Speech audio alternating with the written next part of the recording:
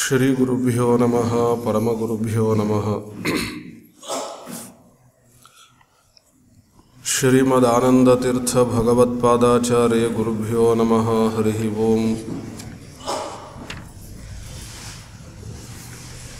ದದ್ಯಾತ್ ವಿದ್ಯಾಂ ಹಯಗ್ರೀವಃ ಪದ್ಮಾ ದದ್ಯಾತ್ ಶ್ರಿಯಂ ಮಮ ವಿದ್ವಾನ್ ಮಧ್ಯುವೋ ಬುದ್ಧಿಶುದ್ಧಿಂ ದದ್ಯಾತದ್ಯ ಮಹರ್ಧಿಮಾನ್. ರಘುಪ್ರಮತಿ ಸತ್ಪುತ್ರಂ ಸತ್ಪ್ರಮೋದ ಬಹುಪ್ರಿಯಂ ಅಜಾತಶತ್ರುಂ ತಂ ವಂದೇ ರಘುಪ್ರಿಯ ಗುರುಂ ಸದಾ. ಯತೋ ಭೂತಾನಿ ಜಾಯಂತೆ ಯೇನ ಜೀವಂತಿ ತಾನ್ಯುತ ಯೋ ಹಂತಿ ಮೋಕ್ಷದಸ್ತೇಷಾಂ ತಂ ವಿಷ್ಣುಂ ಪ್ರಣಮಾಮ್ಯಹಂ.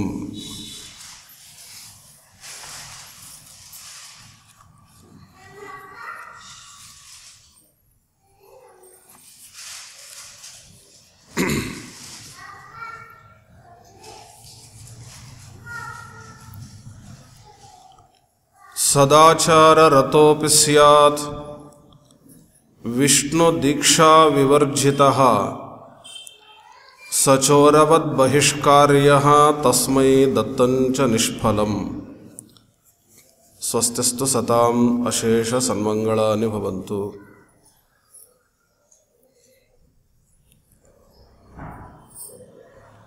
ಹಯಗ್ರೀವ ದೇವರು ಬ್ರಹ್ಮದೇವರಿಗೋಸ್ಕರವಾಗಿ ದೀಕ್ಷೆಯ ಮಹತ್ವವನ್ನು ಹೇಳ್ತಾ ಬಂದಿದ್ದಾರೆ. ಅದರಲ್ಲಿ ಆಂತರ ದೀಕ್ಷೆ ಅವುಗಳ ವಿವರಣೆಯನ್ನು ನಿನ್ನೆ ಕೇಳಿದ್ದೇವೆ. ಇನ್ನು ಬಾಹ್ಯ ದೀಕ್ಷೆಯ ಬಗ್ಗೆ ಹೇಳುವಾಗ ಅದರಲ್ಲಿ ವಿಶೇಷವಾಗಿ ನಾಮ ಮುದ್ರಾಂಕನಾದಿಗಳನ್ನು ಮಾಡಿಸಿಕೊಳ್ಳುವ ಪದ್ಧತಿಯನ್ನು ನಾವು ಬೆಳೆಸಿಕೊಳ್ಳಬೇಕು. ಇದು ಬಾಹ್ಯ ದೀಕ್ಷೆಗೆ ಸಂಬಂಧಪಡುವಂತಹ ಮಾತು. ಬಾಹ್ಯ ದೀಕ್ಷೆಯಲ್ಲಿ ಇನ್ನೂ ಅನೇಕ ಪ್ರಕಾರಗಳಿವೆ. ಪ್ರತಿನಿತ್ಯವೂ ಸಹ ವಿಷ್ಣು ದೇವತೆಗೆ ಸಂಬಂಧಪಟ್ಟ ಪ್ರತಿಮೆಗಳನ್ನು ಅಥವಾ ಅವನ ಸನ್ನಿಧಾನಕ್ಕೆ ಒಳಪಟ್ಟ ಶಿಲಾ ಮೊದಲಾದವುಗಳನ್ನು, ಅಂದರೆ ಸಾಲಿಗ್ರಾಮ, ಇವುಗಳನ್ನು ನಿತ್ಯವೂ ಪೂಜೆಯನ್ನು ಮಾಡಬೇಕು. ಇದು ಒಬ್ಬ ವಿಷ್ಣು ಭಕ್ತನ ಕರ್ತವ್ಯ, ಅತ್ಯಂತ ಆದರಣೀಯವಾಗಿ ಮಾಡಬೇಕಾಗಿರುವಂತಹ ಕಾರ್ಯ. ಜೊತೆಗೆ ಆ ದೇವರ ಹೆಸರುಗಳನ್ನು ನಾವು ಇಟ್ಟುಕೊಳ್ಬೇಕು ಅಂತ ನಮಗೆ ಇಟ್ಟುಕೊಳ್ಳಿಕ್ಕಾಗಲಿಕ್ಕಿಲ್ಲ. ನಮ್ಮ ಹಿರಿಯರು ಇಟ್ಟಿರಬೇಕು. ನಾವು ನಮ್ಮ ಮಕ್ಕಳಿಗೆ, ಮೊಮ್ಮಕ್ಕಳಿಗೆ, ನಮ್ಮ ಬಂಧುಗಳಿಗೆ ಹೆಸರುಗಳನ್ನು ಇಡುವಾಗ, ಸೂಚಿಸುವಾಗ ಯಾವ್ಯಾವುದೋ ಪುಸ್ತಕಗಳನ್ನು ನೋಡಿ ಏನೇನೋ ಹೆಸರುಗಳನ್ನು ಇಡುವುದಲ್ಲ. ಇಡೀ ಎಂಥದ್ದೇ ಹೆಸರನ್ನು ಇಡುವಾಗ ಮಾತ್ರ ಆ ಹೆಸರನ್ನು ಕೂಗಿದರೆ ಒಂದು ಸಾರಿ ದೇವರ ಸ್ಮರಣೆ ಬರಬೇಕು. ನಮಗೆ ಗುರುಗಳ ಸ್ಮರಣೆ ನಮಗೆ ಬರಬೇಕು. ಆ ದೇವ ಗುರುಗಳ ಸ್ಮರಣೆ ಬರುವಂತಹ ಹೆಸರುಗಳನ್ನು ನಾವು ಇಟ್ಟುಕೊಳ್ಬೇಕು. ಅರ್ಥಾತ್ ನಮ್ಮ ಮಕ್ಕಳಿಗೆ ಮುಂದಿನವರೆಗೆ ಇಡಬೇಕು. ಒಂದು ಸಿದ್ಧಾಂತ ಇದೆ, ನೀವು ಏನು ಹೆಸರಿಟ್ರೂ ಅದು ದೇವರ ಹೆಸರೇ, ಎಲ್ಲವೂ ದೇವರನ್ನೇ ಹೇಳುತ್ತೆ. ಆದರೆ ನಾವು ಅಷ್ಟು ಬುದ್ಧಿವಂತರಲ್ಲಲ್ಲ. ದೇವರನ್ನು ಕಳ್ಳ ಅಂತ ಹೇಳಬಹುದು. ರಾಮ ಅಂತಂದರೆ ದೇವರು ಅಂತ ಹೇಗೋ ಹಾಗೆ ಕಳ್ಳ ಅಂದರೂ ದೇವರೇ. ತಸ್ಕರಹ ಅಂತ ದೇವರನ್ನು ಕರಿಬಹುದು. ಚೋರಹ ಅಂತ ದೇವರನ್ನು ಕರೆಯಬಹುದು. ಅದನ್ನು ಶಾಸ್ತ್ರವೇ ಕರೆದಿದೆ. ನಮ್ಮಲ್ಲಿ ಇರುವಂತಹ ಪಾಪಗಳನ್ನು ದೇವರು ಕಳ್ಳತನ ಮಾಡುತ್ತಾನೆ, ಹಾಗಾಗಿ ಅವನು ಚೋರ. ಅವನು ನವನೀತ ಚೋರ, ಪಾಪ ಚೋರ. ಆದರೆ ನಮಗೆ ರಾಮ ಅಂದರೆ ದೇವರು ನೆನಪಾಗೋದಿಲ್ಲ, ಇನ್ನು ಚೋರ ಅಂದ್ರೆ ದೇವರು ನೆನಪಾಗ್ತದೆ. ಆದ್ದರಿಂದ ಆ ಕೆಲಸ ಮಾಡಲಿಕ್ಕೆ ಹೋಗೋದು ಬೇಡ. ನೇರವಾಗಿ ಭಗವಂತನಲ್ಲಿನೇ ಪ್ರಸಿದ್ಧವಾದ, ಅದರ ಶಾಸ್ತ್ರೀಯ ಪರಿಭಾಷೆಯಲ್ಲಿ ತತ್ರೈವ ಪ್ರಸಿದ್ಧವಾದ ಹೆಸರುಗಳನ್ನು ನಾವು ಇಡಬೇಕು. ಇದು ಕೂಡ ಬಾಹ್ಯ ದೀಕ್ಷೆಗೆ ಸಂಬಂಧಪಟ್ಟ ಮಾತು. ಇನ್ನು ಆ ದೇವರ, ದೇವತೆಗಳ, ಗುರುಗಳ ಮಂತ್ರಗಳನ್ನು ಜಪಿಸುವುದು, ಇದು ಸಹ ಅತ್ಯಂತ ಅವಶ್ಯವಾಗಿ ಮಾಡಬೇಕಾದ ಬಾಹ್ಯ ದೀಕ್ಷೆಗೆ ಸಂಬಂಧಪಟ್ಟ ಮಾತು. ಇದರ ಬಗ್ಗೆ ನಾನು ಮುಂದೆ ಹೇಳಲಿಕ್ಕೆ ಹೋಗ್ತೇನೆ. ನಿನ್ನೆ ಪ್ರಸ್ತಾವನೆ ಮಾಡಿದ ಬಾಹ್ಯ ದೀಕ್ಷೆಯಲ್ಲಿ ಊರ್ಧ್ವಪುಂಡ್ರ ಧಾರಣೆಯ ಬಗ್ಗೆ ಹೇಳುತ್ತಾ ಇದ್ದೆವು. ಗೋಪಿಚಂದನದಿಂದ ನಾವು ಅಂಕಣವನ್ನು ಮಾಡಿಕೊಳ್ಳಬೇಕು, ನಾಮವನ್ನು ಧಾರಣೆ ಮಾಡಬೇಕು ಅಂತ. ಇದರಲ್ಲಿ ಯಾವ ಜಾತಿಯೂ ಅಪವಾದ ಅಂತ ಇಲ್ಲ. ಇದಕ್ಕೆ ಪ್ರತಿಯೊಬ್ಬರೂ ಸಹ ಯಾರಿಗೆ ನನಗೆ ವಿಷ್ಣು ದೇವತೆಯಲ್ಲಿ ನಂಬಿಕೆ ಇದೆ ಅಂತನ್ನುವ ವಿಶ್ವಾಸ ಇದೆ, ಅವರೆಲ್ಲರೂ ಕೂಡ ಗೋಪಿಚಂದನವನ್ನು ಧಾರಣೆ ಮಾಡುವುದಕ್ಕೆ ಅವಕಾಶ ಇದೆ. ಅಷ್ಟೇ ಅಲ್ಲ, ಮಾಡಲೇಬೇಕು, ನಿಯಮೇನ ಮಾಡಬೇಕು. ಇದರಲ್ಲಿ ಒಂದು ಮಾತು ಸ್ಪಷ್ಟ ಮಾಡಬೇಕಾದ್ದು, ಪುರುಷರು ಗೋಪಿಚಂದನವನ್ನು ಧರಿಸಬೇಕು ಇಷ್ಟೇ ಅಲ್ಲ, ಸ್ತ್ರೀಯರು ಕೂಡ ಗೋಪಿಚಂದನವನ್ನು ಧಾರಣೆ ಮಾಡಬೇಕು. ಇದರಲ್ಲಿ ವಿವಾಹಿತರು, ಅವಿವಾಹಿತರು, ಸ್ತ್ರೀಯರು ಅಥವಾ ಸಧವ ವಿಧವ ಅನ್ನುವ ವ್ಯತ್ಯಾಸ ಏನಿಲ್ಲ. ಪತಿ ಇರುವವರು, ಪತಿ ಇಲ್ಲದವರು ಅನ್ನುವಂಥ ಪ್ರಶ್ನೆ ಇಲ್ಲ. ಈ ಎಲ್ಲರೂ ಗೋಪಿಚಂದನವನ್ನು ಧಾರಣೆ ಮಾಡಬೇಕು. ಸ್ತ್ರೀಯರಿಗೆ ವಿಶೇಷ ಗೋಪಿಚಂದನವನ್ನು ಹಣೆಯಲ್ಲಿ ಧಾರಣೆ ಮಾಡಿ ಅದರ ಮೇಲೆ ಅದರಂತೆ ತದಾಕಾರವಾಗಿ ತಿಲಕವನ್ನು, ಕುಂಕುಮವನ್ನು ಧಾರಣೆಯನ್ನು ಮಾಡಬೇಕು ಅಂತ. ಕುಂಕುಮ ಪುರುಷರು ಧಾರಣೆ ಮಾಡಬಾರ್ದು ಅಂತ ನಾನು ಹೇಳಕ್ಕೆ ಹೊರಟಿಲ್ಲ. ಗೋಪಿಚಂದನ ಧಾರಣೆನೇ ಮಾಡದೆ ಕುಂಕುಮ ಹಚ್ಕೊಳ್ತಿರ್ತಾರೆ, ಸುಮ್ಮನೆ ಇಷ್ಟಿಷ್ಟೇ ಹಚ್ಕೊಳ್ತಾ ಇರ್ತಾರೆ. ಅದಕ್ಕೇನು ಅರ್ಥ ಇಲ್ಲ. ಅದಕ್ಕೆ ಗೋಪಿಚಂದನವನ್ನು ಧಾರಣೆ ಮಾಡಬೇಕು ಅನ್ನುವುದು ಪುರುಷರ ಧರ್ಮ. ಅದು ಸ್ತ್ರೀ ಧರ್ಮ ಕುಂಕುಮವನ್ನು ನಂತರದಲ್ಲೇ ಧಾರಣೆಯನ್ನು ಮಾಡುವುದು ಅಂತ. ಗೋಪಿಚಂದನವನ್ನು ಧರಿಸಿ ಕುಂಕುಮವನ್ನು ಧಾರಣೆ ಮಾಡಬೇಕಾದ್ದು ಅಂತ. ಮಂಗಲ ಕೆಲಸಗಳಲ್ಲಿ ಪುರುಷರು ಕೂಡ ತಿಲಕವನ್ನು ಅವಶ್ಯವಾಗಿ ಧಾರಣೆ ಮಾಡಲಿಕ್ಕೆ ಅವಕಾಶಗಳು ಉಂಟು. ಎಂತಹ ಮಾತು ಹೇಳ್ತಾರೆ ಅಂದರೆ, ಸದಾಚಾರ ರತಃ. ಈ ಹಿಂದೆ ಒಂದು ಮಾತು ಹೇಳಿದೆ,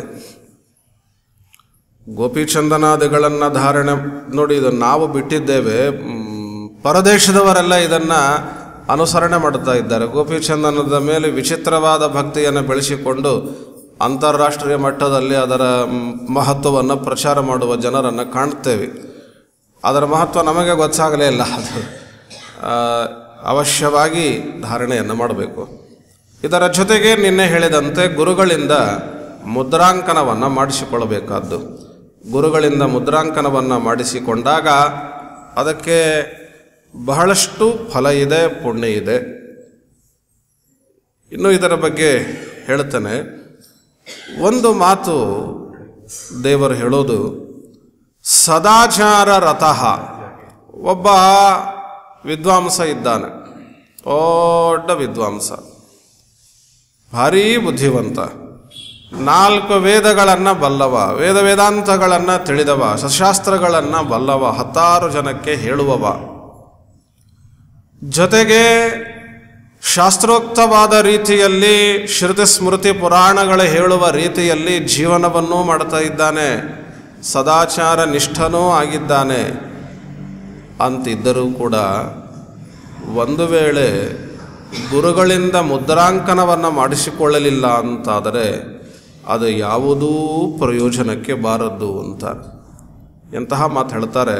ಸದಾಚಾರ ರತಃ ಅಪಿ, ಸದಾಚಾರ ನಿಷ್ಠನೇ ಆಗಿರಲಿ, ಎಲ್ಲವೂ ಮಾಡಿಕೊಂಡೇ ಇರಲಿ, ವೇದ ವೇದಾಂಗ ಪಾರಗಃ ಉಚ್ಚವರ್ಣ ವಿಪ್ರಹ, ಬೇಕಾದಂತಹ ಉಳಿದ ಎಲ್ಲ ವಿಧವಾದ ಗುಣಧರ್ಮಗಳು ಅವನಲ್ಲಿ ಇದ್ದರೂ ಕೂಡ ವಿಷ್ಣು ದೀಕ್ಷಾ ವಿವರ್ಜಿತ, ಗುರುಗಳಿಂದ ಮುದ್ರಾಂಕನವನ್ನು ಮಾಡಿಸಿಕೊಳ್ಳಲಿಲ್ಲ ಅಂತಾದರೆ ಎಂತಹ ಮಾತು ಹೇಳ್ತಾರೆ ಅದಕ್ಕೆ ಅಂದರೆ ಚೋರವದ್ ಬಹಿಷ್ಕಾರ್ಯ ಅಂತ.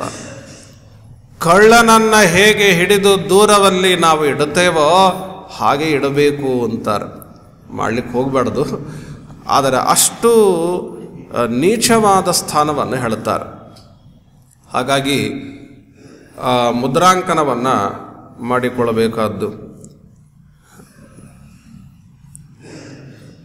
ಪರೀಕ್ಷೆಯಲ್ಲಿ ಎಲ್ಲ ಬರೆದಿದ್ದಾನೆ. ಎಷ್ಟು ಪ್ರಶ್ನೆಗಳನ್ನು ಕೇಳಿದ್ದಾರೆಯೋ ಎಲ್ಲ ಪ್ರಶ್ನೆಗಳಿಗೂ ಉತ್ತರವನ್ನು ಎಲ್ಲರಿಗಿಂತಲೂ ಚೆನ್ನಾಗಿಯೇ ಬರೆದಿದ್ದಾನೆ. ಅದನ್ನು ಬುದ್ಧಿವಂತರಾದ ಮಾರ್ಕ್ಸ್ ಕೊಡೋರು ಯಾರಿರ್ತಾರೆ, ವ್ಯಾಲ್ಯೂಯೇಷನ್ ಮಾಡೋರು, ಅವರೆಲ್ಲ ನೋಡಿದರೆ 100ಕ್ಕೆ 100 ಕೊಡಬೇಕು, ಅಷ್ಟು ಚೆನ್ನಾಗಿ ಬರೆದಿದ್ದಾನೆ. ಆದರೆ ತನ್ನ ನಂಬರ್ ಬರೆಯೋದನ್ನು ಮರೆತಿದ್ದ ಅಂತ ಇಟ್ಟುಕೊಡ್ರಿ. ತನಗೆ ಅಂತ ಒಂದು ನಂಬರ್ ಕೊಟ್ಟಿರ್ತಾರಲ್ಲ, ಅದನ್ನು ಬರೆಯೋದನ್ನು ಮರೆತು ಬಿಟ್ಟ ಅಂತ. ಏನಾಗಬಹುದು? ಏನು ಉಪಯೋಗ ಇಲ್ಲ ಅದರಿಂದ. ಹಾಗಾಯಿತಿದು. ಆ ವಿಷ್ಣು ದೀಕ್ಷೆಯ ಅಭಾವ, ವಿಷ್ಣು ದೀಕ್ಷೆ ಇಲ್ಲ ಅಂತಾದರೆ ಎಲ್ಲವೂ ವ್ಯರ್ಥವಾಗ್ತದೆ. ತಸ್ಮೈ ದತ್ತಂಚ ನಿಷ್ಫಲಂ, ಅಂತಹ ವ್ಯಕ್ತಿಗೆ ಉಳಿದ ಎಲ್ಲ ಧರ್ಮಗಳಿದ್ದರೂ ದೀಕ್ಷೆ ಇಲ್ಲ ಅಂತಾದರೆ ಅವನಿಗೆ ನೀವು ಏನು ದಾನ ಕೊಟ್ಟರೂ ಪ್ರಯೋಜನ ಇಲ್ಲ. ಪಾತ್ರಂ ಹಿ ಪರಮಂ ಪ್ರೋಕ್ತಂ ಹವ್ಯ ಕವ್ಯಾಧಿಕಂ ತಥಾ, ಹವ್ಯವಾಗಲಿ ಕವ್ಯವಾಗಲಿ, ಶುಭ ಕರ್ಮಗಳಾಗಲಿ ಪಿತೃಶ್ರಾದ್ದ ಮೊದಲಾಗಿರುವಂತಹ ಕರ್ಮಗಳೇ ಆಗಿರಲಿ, ಆ ಎಲ್ಲ ವಿಧವಾದ ಹವ್ಯ ಕವ್ಯಗಳಲ್ಲಿ ಒಬ್ಬ ವ್ಯಕ್ತಿಗೆ ನಾವು ಕರೆದು ದಾನ ಕೊಡಬೇಕು, ಅನ್ನದಾನವನ್ನು ಮಾಡಬೇಕು ಅಂತ ಇದ್ದರೆ ದೀಕ್ಷೆ ಇದೆಯಾ ಅಂತ ಮೊದಲು ವಿಚಾರವನ್ನು ಮಾಡಬೇಕು ಅಂತಾರೆ. ದೀಕ್ಷಿತನಾಗಿದ್ದ ಅಂತಾದರೆ ಅವರಿಗೆ ಅವಶ್ಯವಾಗಿ ಏನು ಬೇಕಾದ ಕೊಡಿ. ವೈಷ್ಣವ ದೀಕ್ಷೆ ಇತ್ತು ಅಂತಾದರೆ ಅನಂತವಾಗಿರುವಂತಹ ಪುಣ್ಯ ಅದು ನಮಗೆ ಕೊಡುತ್ತದೆ ಅಂತ. ತಪ್ತ ಚಕ್ರಾಂಕಿತನಾಗಿದ್ದ ಅಂತಂದರೆ ಚಂಡಾಲನಾದರೂ ಅವನು ಶ್ರೇಷ್ಠ ಅಂತ ಬರೀತಾರೆ. ಸ ಚಂಡಾಲೋ ವರೋ ಭವೇತ ತಪ್ತ ಚಕ್ರಾಂಕಿತ ಯಹ. ಅಷ್ಟು ಚಕ್ರಾಂಕನದ ಮುದ್ರಾಂಕನಗೆ ಮಹತ್ವವನ್ನು ಹೇಳಿದ್ದಾರೆ.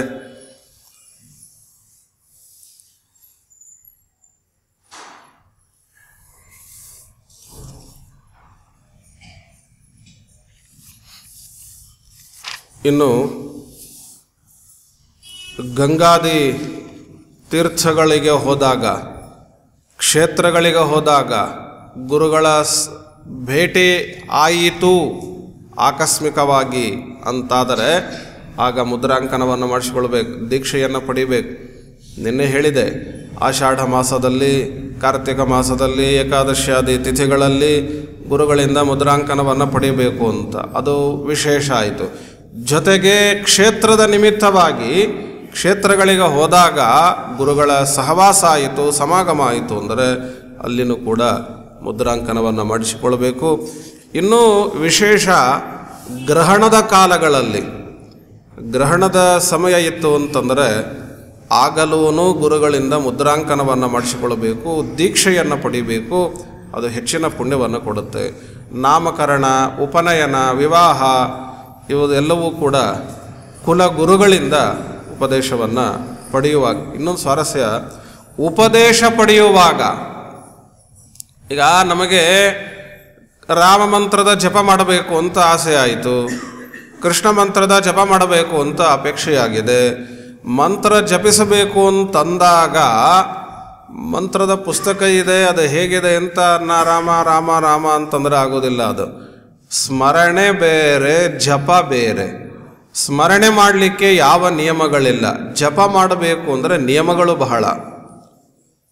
ನೀವು ಮಲಗಿದರೂ ದೇವರನ್ನ ಸ್ಮರಣೆ ಮಾಡಬಹುದು, ರಾಮ ಅನ್ಲಿಕ್ಕೆ ಏನು ತೊಂದರೆ ಇಲ್ಲ. ಆದರೆ ಜಪ ಮಾಡಬೇಕು ರಾಮ ಮಂತ್ರವನ್ನ ಅಂತ ಇದ್ದರೆ ಮೊದಲು ಗುರುಗಳಿಂದ ಉಪದೇಶ ಪಡೆಯಬೇಕು.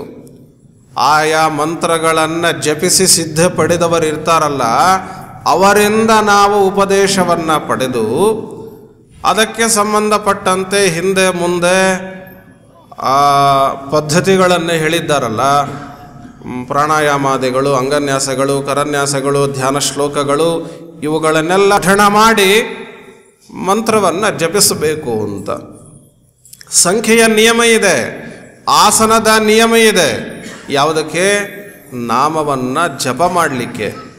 ಹಾಗೆ ನಾವು ನಾಮವನ್ನು ಜಪ ಮಾಡುವ ಉದ್ದೇಶದಿಂದ ಗುರುಗಳಿಂದ ಉಪದೇಶ ಪಡೆಯಬೇಕು ಅಂತ ಹೋಗ್ತೇವಲ್ಲ, ಆಗಲೂ ಕೂಡ ಗುರುಗಳಿಂದ ಮುದ್ರಾಂಕನವನ್ನು ಮಾಡಿಸಿಕೊಳ್ಬೇಕು. ಗುರುಗಳಿಂದ ಮುದ್ರಾಂಕನವನ್ನು ಮಾಡಿಸಿಕೊಂಡು ಮಂತ್ರದ ಉಪದೇಶವನ್ನು ಪಡೆದೆವು ಅಂತಾದರೆ ಮುಂದೆ ನಾವೇನು ಜಪ ಮಾಡಲಿಕ್ಕೆ ಅಂತ ಹೋಗ್ತೇವೆ, ಅದರಿಂದ ಬರುವ ಪುಣ್ಯ ಏನಿದೆ ಅದು ಹೆಚ್ಚಾದ ಪುಣ್ಯವನ್ನು ಕೊಡುತ್ತದೆ ಅಂತ. 10 ಕೊಡಬೇಕಾದ ಪುಣ್ಯ ಅದು 100 ಪಟ್ಟು ಪುಣ್ಯ ಕೊಡುತ್ತದೆ. ಯಾವಾಗ? ದೀಕ್ಷಾ ಸಹಿತವಾಗಿ, ಮುದ್ರಾಂಕನ ಸಹಿತವಾಗಿ ಗುರುಗಳಿಂದ ಉಪದೇಶವನ್ನು ಪಡೆದಾಗ ಹೆಚ್ಚಿನದಾದಂತಹ ಫಲ ನಮಗೆ ಸಿಗುತ್ತೆ ಅಂತ. ಆದ್ದರಿಂದ ಆ ದೀಕ್ಷೆ ಗುರುಗಳಿಂದ ಪಡೆಯಬೇಕು. ನಾನಾ ಸ್ಥಾನಗಳಲ್ಲಿ, ಸಂದರ್ಭಗಳಲ್ಲಿ ಪಡೆಯುವುದಕ್ಕೆ ಅವಕಾಶ ಉಂಟು ಅಂತ. ಮಂತ್ರ ಷಾಡ್ಗುಣ್ಯ ಕೃದ್ಭವೇತ್ ಅನ್ನುವ ಮಾತನ್ನು ದೇವರು ಹೇಳ್ತಾನೆ. ಈ ಮುದ್ರೆಯನ್ನು ಕೊಡುವಾಗಲೂ ವಿಧಿವತ್ತಾಗಿ ಪ್ರತಿಷ್ಠಿಸಲ್ಪಟ್ಟ ಅಗ್ನಿಯಲ್ಲಿ ಕಾಯಿಸಿದ ಮುದ್ರೆಗಳಿಂದಲೇ ಶಿಷ್ಯರಿಗೆ ಗುರುಗಳು ಅಂಕನವನ್ನು ಮಾಡಬೇಕು. ಕನಿಷ್ಠ ದಿನಕ್ಕೂ 1 ಬಾರಿಯಾದರೂ ಅದು ಹೋಮವನ್ನು ಮಾಡಿರಬೇಕು. ಮಾಡಿದ್ದು ಅದರಲ್ಲಿ ಸುದರ್ಶನ ಹೋಮವನ್ನು ಮಾಡುತ್ತಾರೆ. ಸುದರ್ಶನ ಹೋಮವನ್ನು ಮಾಡಿ ಅದರಲ್ಲಿ ಕಾಯಿಸಿ ಅದರಿಂದ ಅಂಕನವನ್ನು ಮಾಡುವಂತಹ ಕ್ರಮ. ಇದರಲ್ಲಿ ಕೆಲವರು 5 ಮುದ್ರೆಗಳನ್ನು ಧಾರಣೆ ಮಾಡುತ್ತಾರೆ, ಕೆಲವರು 2 ಮುದ್ರೆಗಳನ್ನು ಧಾರಣೆ ಮಾಡುತ್ತಾರೆ. 2 ಕೂಡ ಆಗಬಹುದು ಅಂತ, 2ಕ್ಕೂ ಅವಕಾಶ ಇದೆ ಅಂತ ದೇವರು. ಸದಹೇತ ದಕ್ಷಿಣೇ ಬಾಹು ಚಕ್ರಂ ಶಂಖಂಚ ವಾಮತಃ ಸ್ತನಯೋರ್ಧ್ವತಶ್ಚಾಪಿ ಸ್ವೇಚ್ಛಯಾಚ ತಥೋದರೆ. ಭುಜಗಳೆರಡರಲ್ಲಿ ಶಂಖಚಕ್ರಗಳು, ಎದೆಯಲ್ಲಿ ಶಂಖಚಕ್ರಗಳು, ಉದರದ ಮೇಲೆ 1 ಚಕ್ರದ ಚಿಹ್ನೆ ಅಂಕನ ಗುರುಗಳು ಮಾಡಬೇಕು. ಇದು 1 ಕ್ರಮ. ಇಲ್ಲ ಮುದ್ರಾ ದ್ವಯಂ ಅಥಾಪಿವ, 5 ಕಷ್ಟ ಬೇಡ ಅಂದರೆ 2 ಧಾರಣೆ ಮಾಡಿ ಅಂತ. ಚಕ್ರ ಶಂಖಗಳನ್ನು ಗುರುಗಳಿಂದ ಧಾರಣೆ ಮಾಡಿ. ಇದು ಪುರುಷರ ಪದ್ಧತಿ. ಸ್ತ್ರೀಯರಾದರೆ ಕೈಗಳ ಮೇಲೆ ಶಂಖಚಕ್ರಗಳನ್ನು ಗುರುಗಳಿಂದ ಧಾರಣೆಯನ್ನು ಮಾಡಿಸಿಕೊಳ್ಬೇಕು ಅಂತ. ವಿವಾಹಿತರಾಗದ ಗಂಡು ಮಕ್ಕಳು, ಪುಟ್ಟ ಪುಟ್ಟ ಹೆಣ್ಣು ಮಕ್ಕಳು ಇದ್ದರೆ ಉದರದ ಮೇಲೆ 1 ಚಕ್ರವನ್ನು ಧಾರಣೆ ಮಾಡಿಸುವಂತಹ ಪದ್ಧತಿ ಇದೆ. ಅದರಂತೆ ಮಾಡಬೇಕು ಅಂತ. ಗುರುಗಳು ಶಿಷ್ಯನಿಗೆ ದೀಕ್ಷೆಯನ್ನು ಕೊಡುವಾಗ, ಉಪದೇಶವನ್ನು ಮಾಡುವಾಗ, ಮಂತ್ರದ ಉಪದೇಶವನ್ನು ಮಾಡುವಾಗ, ಮುದ್ರೆಯನ್ನು ಕೊಟ್ಟರು ಮಂತ್ರವನ್ನು ಉಪದೇಶ ಮಾಡುತ್ತಾರೆ. ಮಂತ್ರವನ್ನು ಉಪದೇಶ ಮಾಡುವಾಗ ರಾಮ ಮಂತ್ರವನ್ನು ಉಪದೇಶ ಮಾಡಿದರು ಅಂತ ಇಟ್ಟುಕೊಳ್ಳೋಣ. ಆ ರಾಮ ಮಂತ್ರವನ್ನು ಗುರುಗಳ ಕಿವಿಯಲ್ಲಿ ಉಪದೇಶವನ್ನು ಮಾಡಿದಾಗ ಅದನ್ನು ಶಿಷ್ಯ 3 ಬಾರಿ ಉಚ್ಚಾರಣೆಯನ್ನು ಮಾಡಬೇಕು. ಅದೇ ಮಂತ್ರವನ್ನು ತಾನು ಗುರುಗಳ ಸನ್ನಿಧಾನದಲ್ಲಿ ಉಚ್ಚರಿಸಬೇಕು. ಆ ಗುರುಗಳು ತಾನು ಶಿಷ್ಯನಿಗೆ ಉಪದೇಶ ಮಾಡಿದ ನಂತರದಲ್ಲಿ ಪ್ರಸನ್ನೋ ಭವತಾತ್ ವಿಷ್ಣು, ಯಾವ ದೇವತೆಯನ್ನು ಕುರಿತಾಗಿ ನೀನು ಜಪ ಮಾಡಬೇಕು ಅಂತ ಹೊರಟೆಯಲ್ಲಪ್ಪ, ಆ ದೇವರು ನೀನು ಮಾಡುವಂತಹ ಜಪಕ್ಕೆ ಪ್ರಸನ್ನನಾಗಿ ಪೂರ್ಣವಾಗಿ ಅನುಗ್ರಹವನ್ನು ಮಾಡಲಿ ಅಂತ ಗುರುಗಳು ಪ್ರೀತಿಯಿಂದ ಶಿಷ್ಯನನ್ನು ನೋಡಿ ಬೀಳ್ಕೊಡ್ಬೇಕಂತ. ಹಾಳಾಗಿ ಹೋಗಲಿ ಅಂತ ಉಪದೇಶ ಮಾಡೋದಲ್ಲ. ಪ್ರೀತಿಯಿಂದ ಉಪದೇಶವನ್ನು ಮಾಡಬೇಕು. ಪ್ರೀತಿಯಿಂದ ಗುರುಗಳು ಉಪದೇಶ ಮಾಡಬೇಕು ಅಂತಾದರೆ ಶಿಷ್ಯ ಸೇವೆ ಮಾಡಿರಬೇಕು. ಸೇವೆ ಇಲ್ಲದೆ ಪ್ರೀತಿ ಹುಟ್ಟೋದಿಲ್ಲ ರೀ. ಸೇವೆ ಇಲ್ಲದೆ ಪ್ರೀತಿ ಹುಟ್ಟೋದಿಲ್ಲ. ವಿಶಿಷ್ಟವಾದ ಸೇವೆಯನ್ನು ಮಾಡಿ ಅವರಿಂದ ಉಪದೇಶವನ್ನು ಪಡೆದು ನಾವು ಮುಂದೆ ಜಪವನ್ನು ಮಾಡಬೇಕು ಅಂತ ಇಷ್ಟು ಹೇಳಿ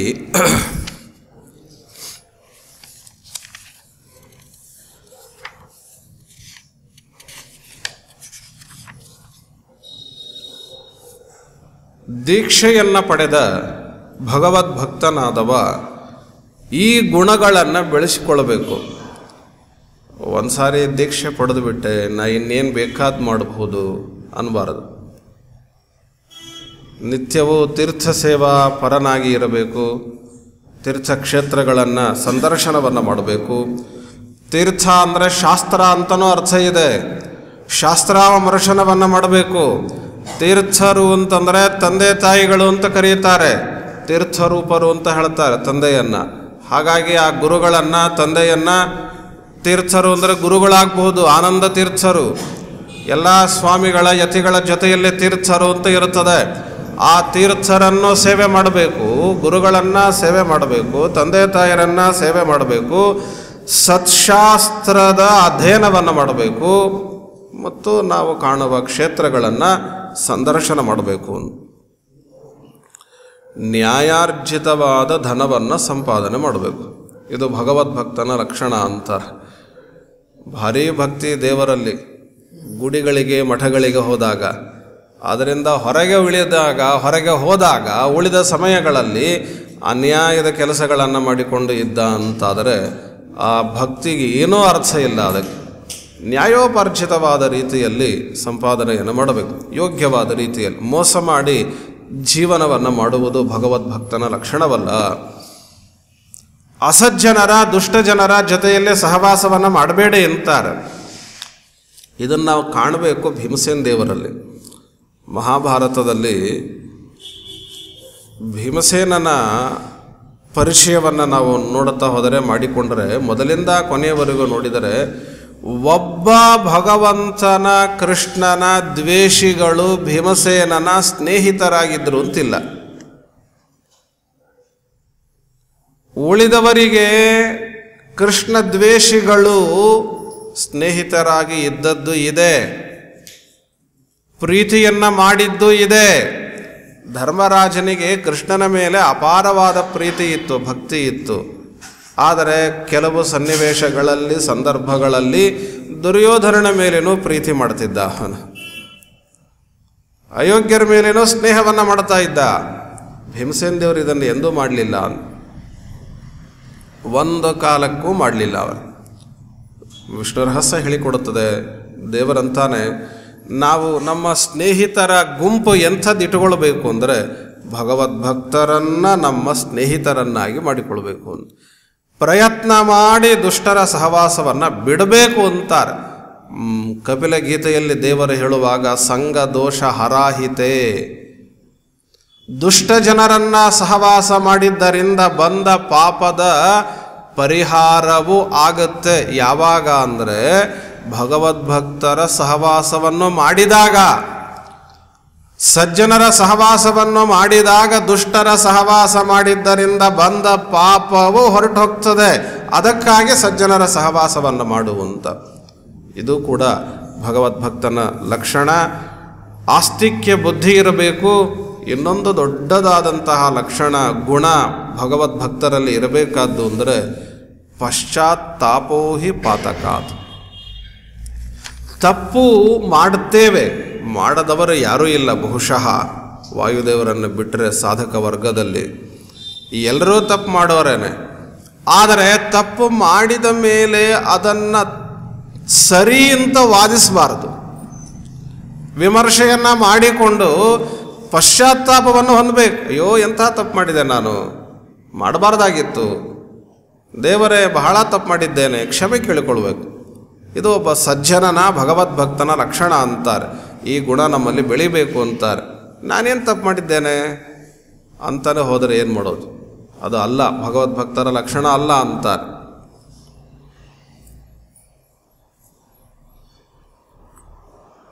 ಚಿತ್ರಕೇತು ಮಹಾರಾಜ ಮಹಾರುದ್ರದೇವರನ್ನು ನಿಂದನೆ ಮಾಡಿದ. ರುದ್ರದೇವರನ್ನು ನಿಂದನೆ ಮಾಡಿದ.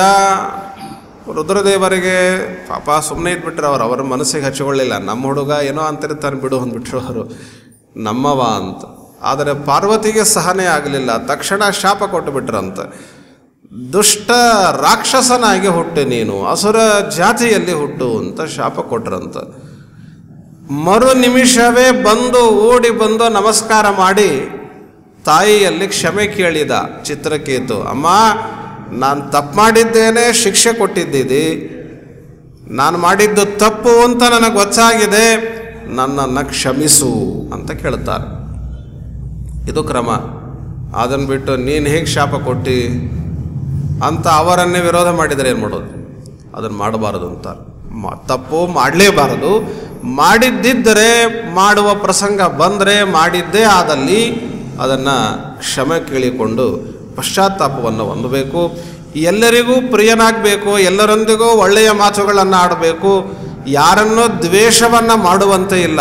ಅದ್ವೇಷ್ಟ ಸರ್ವಭೂತಾನಾಂ ಕೃಷ್ಣದೇವರಾಡುವಂತಹ ಮಾತನ್ನು ಒಂದು ಅರ್ಥದಲ್ಲಿ ಇನ್ನೊಂದು ರೀತಿಯಲ್ಲಿ ನಮಗೆ ಇಲ್ಲಿ ಹೇಳಿಕೊಟ್ಟಿದ್ದಾರೆ.